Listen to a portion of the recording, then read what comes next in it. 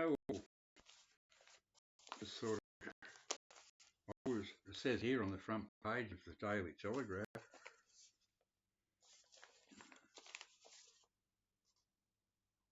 we're losing all hope. I was losing all hope until the nice young kid that drops off my meals on a Friday came to the door and we started chatting, and one thing came added up to another, and somehow we got it. She said, "Oh," I said, "Well, where'd you grow up?" She said, "I grew up in Canleyvale." I said, "Guess what? I was born in Canleyvale." And it turns out I'm the same age as her mother, 1951. And I like this kid. She's such a nice, well, when I say kid, she's probably in her 50s, but people in their 50s are kids to me. And she's just such a lovely kid. And it was just interesting. We sort of, no one even knows where Canley Vale is. It's been Little Vietnam for the last 50 years, or Little Muslim Town, or whatever the hell it is now. But when I was born there, it was literally the countryside. I was born in a little private hospital there. That was all there. So that was just incredible, isn't it? These things happen. And then we started talking about op shops and how they. And she said, "Have you tried the new one up there?" I said, "Yeah, but it hasn't got anything I like." And then I said, I used to like the Salvos. That's been gone forever. It's there, physically there, but it's just not the same. It used to be 2 floors of Aladdin's cave, but now, and then the riding one was a cute little spot where I got some good classical down there over the last few years, but they moved into a bigger building, and I went in there about a month ago. They had nothing. Went in there. I thought, look, I'll just stop in because we were just talking about op shops. So I popped in, and straight away I saw some albums, and I thought, hey, they weren't here before. And then we started talking, and the ladies there, and they said, "Oh, there's a whole new lot come in," and I thought, "Oh, Bert Canefort, the usual Liberace, blah blah blah." Yes, that was all there, but I did find 3 albums for $2 each and a single. And I went. They had some cassette tapes too, but they looked so beat up. I wouldn't risk putting them through my machine. They just put filth all through the heads and the capstans. But there was the Slider T-Rex. I bought a single. Couldn't resist, and it is.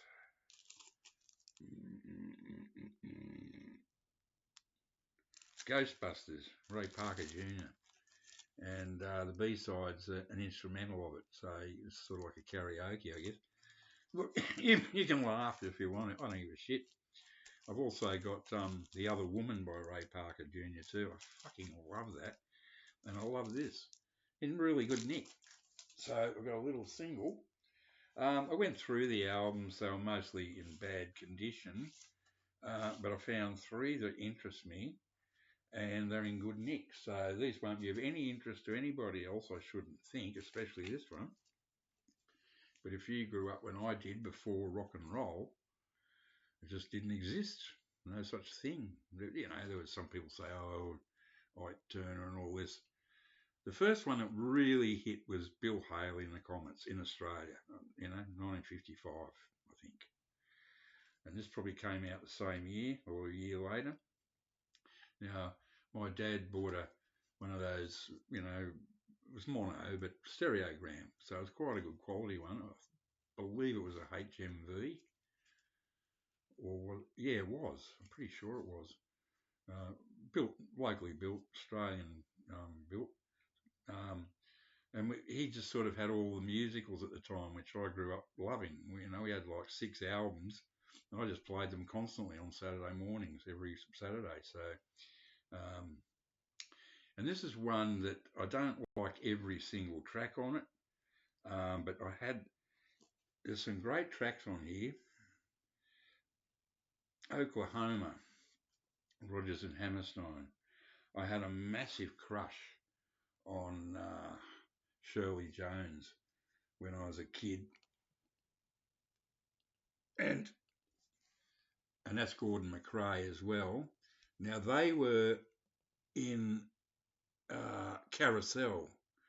I'm not sure if he was. I think he was, and that's the one here. This is a cornball movie, but Carousel is a pretty dark musical.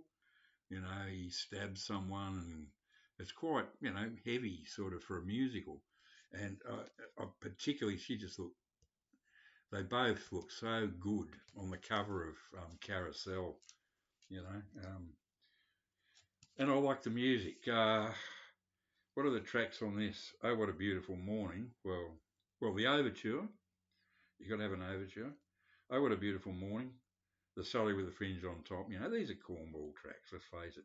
Kansas City, I Can't Say No. Many a New Day. People Will Say We're in Love. Poor Judd is Dead. Out of My Dreams.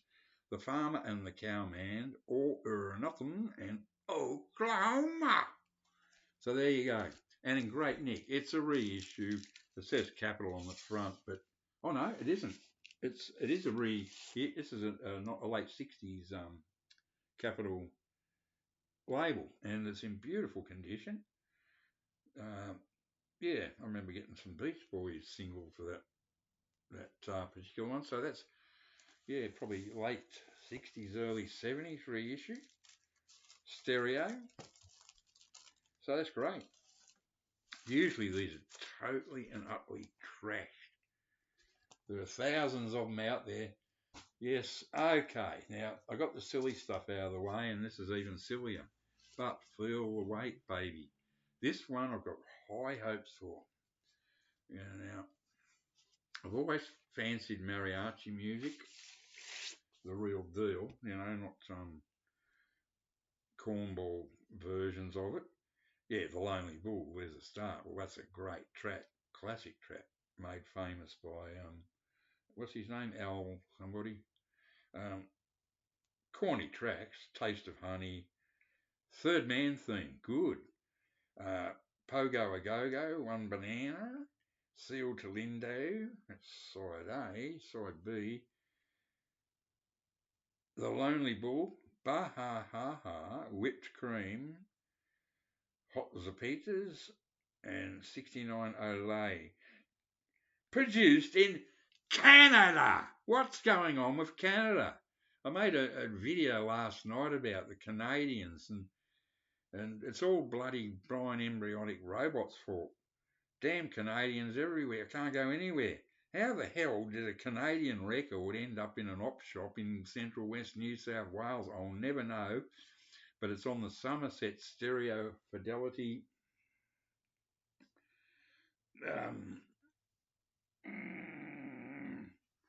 colours are all washed out because I'm doing it indoors. I can't be out there because he's out there with his lawnmowers and his yapping dog. So, yeah, it's a nice mauve or purplish cover. Thick, heavy-duty cardboard. Some set records are manufactured by Arc Sound Limited, Toronto,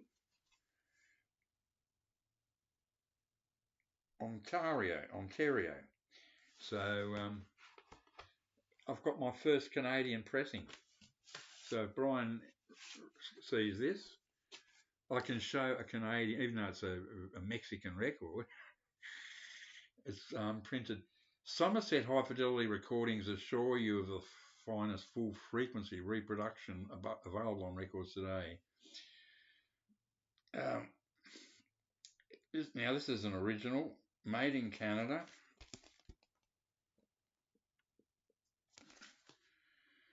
Editing and transfer from tape to lacquer has been under supervision of the top audio engineers in the industry. All metal parts used in the pressing of the finished product are solid nickel to guarantee the finest surfaces and distortion-free reproduction. This has had a fair bit of play, but it should sound all right because it'll be quite sort of noisy music. The swinging new sound of fun for dancing and listening by Los Norte Americanos. Well, I guess it just means the North Americans.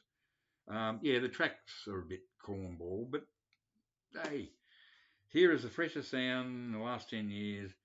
The sound of the mariachi trumpet combined with a little Dixieland jazz and go-go beat. So I'd say it's probably mid 60s. Uh, the music has a gaiety that will spread around the world. I just love mariachi. Cover design, Chick La Ganella, recorded under direction of D.L. Miller. No, it's not Mitch Miller. Maybe it is. Um, Other Somerset and Stereo Fidelity long play records of Hank Williams, Eddie Arnold, Kitty Wells, Patsy Cline, one for Brian, Country Honky Tonk Piano. Now, I must admit, I don't like rap and I don't like honky tonk. I'm a pretty easygoing guy, but those two, I draw the line. Just look at this cover. It's just beautiful. Very happy to have that. And this one's probably well worth a punt because this is the Everest label. Very specialist label of its time. Very collectible. Beautiful Everest label. It's in gorgeous condition. It's a reissue because it's not super heavyweight. Out of Los Angeles or Los Angeles. Um, this is all Gregorian chants. Gregorian Chants Grand Prix du Disque, Volume 3, Benedictine Monks of Saint Wandril de Fontenelle. Come on, let's face it. I got into Gregorian chants via the Yardbirds, you know. Still, I'm sad. You know, the B side of Heart Full of Soul, I think. Um, I'm going, what is this? Wow, this is wild shit. And then later I found out it was basically them doing a sort of a Gregorian chant type thing. So I haven't got any, and now I do have some. So it won't get a lot of play, but it will get played.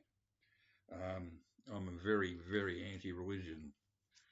Every bit of it, all of them. I hate it all.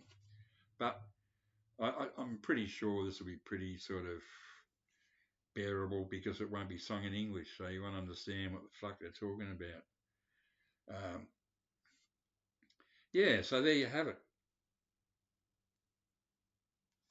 I'm quite happy. Look, let's face it, no one's going to get excited about that lot, but that's the first stuff I've been able to buy here in, God, I don't know, a year or two.